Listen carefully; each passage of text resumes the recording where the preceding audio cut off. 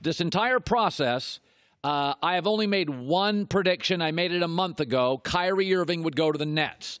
And the reason I made that prediction was because I had an NBA player in the Eastern Conference and a former All-Star who knows Kyrie both tell me he'd made a decision a month ago.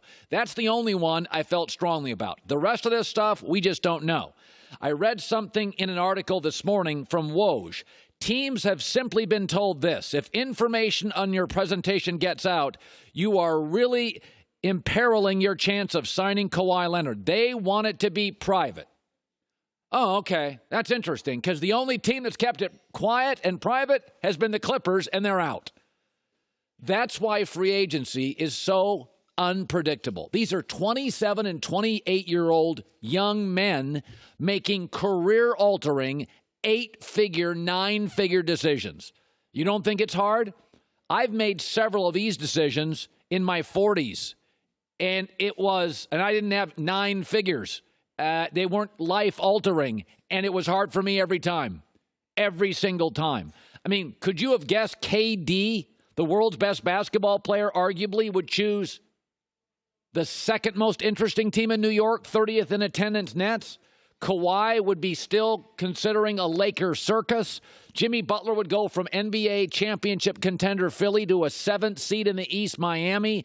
Al Horford would bail on the Celtics. Paul George chooses Westbrook and Oklahoma City over L.A. He's from California.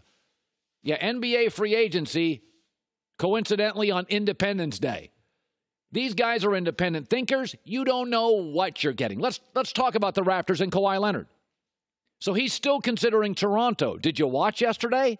It's like the Bronco chase, the OJ treatment, following all over Canada. I mean, his camera's following all over the country. We know they had a final meeting. How do we know that? It leaked.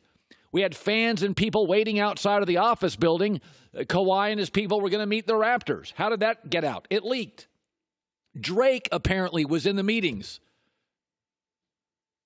I thought he was quiet and covert and wanted to keep it under wraps. You're not going to keep anything under wraps with Drake involved. How about the Lakers situation? We found out 5 minutes after Magic Johnson and Kawhi talked, we found out about the phone call. It's like we had a transcript.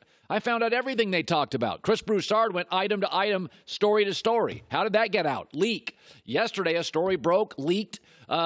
He's already decided on a 2+1 deal with the Lakers. Nobody's quite sure where it leaked from. Some are suggesting it's Clutch Sports, LeBron's agency, AD's agency. I don't know. But Toronto's been noisy. The Lakers has been a circus.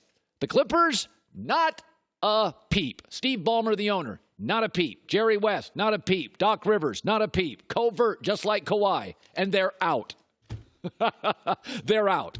If keeping it quiet was really crucial, the one team that has kept it quiet, the Clippers, who, by the way, also have a great culture and a nice young roster and a bunch of young kids, they feel like Toronto.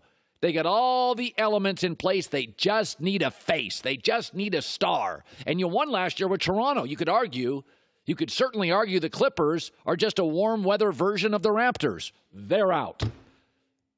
So when people try to predict, I mean, I was told Kevin Durant loved the people in the Knicks front office. He didn't even give them a meeting. Did anybody think Jimmy Butler was considering Miami?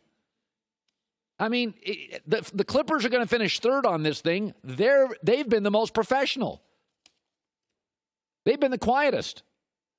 We don't know anything what these kids want. These are hard decisions.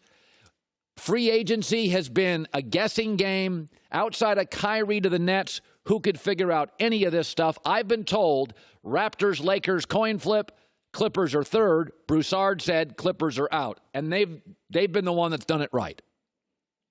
All right, so I saw this story.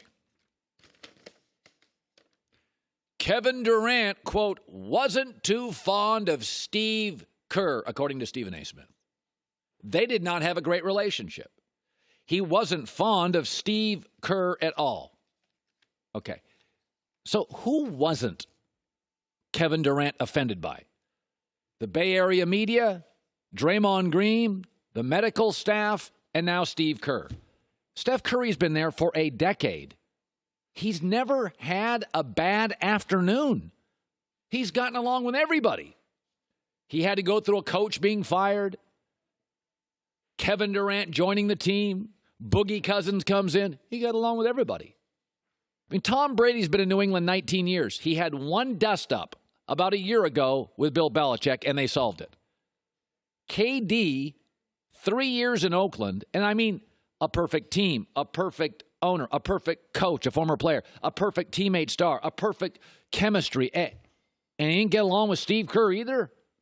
I mean, folks, this is like staying the night at a Ritz-Carlton and complaining that the pillows are too soft. If you can't, Boogie Cousins worked with the Warriors. Nick Young worked with the Warriors. We all thought JaVale McGee was kind of goofy. He worked with the Warriors. Everybody works for the Warriors. I mean, the Warriors walked on eggshells for 3 years with Kevin Durant, and now we find out he didn't like the coach. I think Charles Barkley had it right. KD is just really, really absurdly sensitive. First of all, he's a great, great basketball player, and he's a wonderful, wonderful man. But he's one of those guys who worry about what everybody thinks. The one thing you can't worry about when you're rich, famous, good-looking, or great at a sport is other people. All the ugly girls hate the homecoming queen. they have no reason, but they just hate her.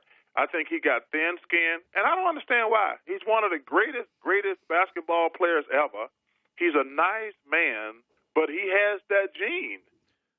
The Warriors catered to KD. They did everything for KD.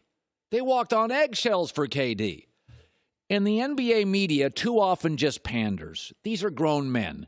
Some of this is on Kevin Durant. And oh, by the way, do you know who he's chosen to spend the next 5 years of his career with? Kyrie Irving.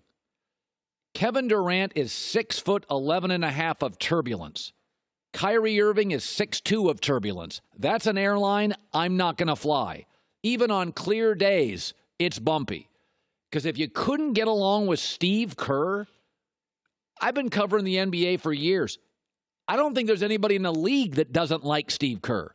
He went out of his way to get along with you. So did Steph and Clay. I mean, Draymond a couple of times poked you in the ribs, said things that were a little personal. It's pro sports. Guys argue.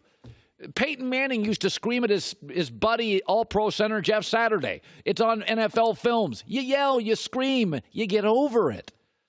Nick Wright on First Things First this morning tried to explain Kevin Durant's displeasure with all things Warriors.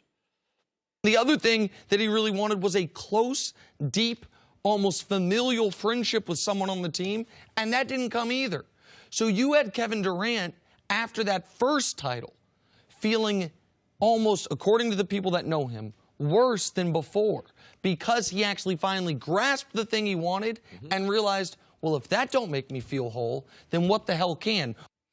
At some point, to be loved, you gotta love. Some of this is on Kevin Durant.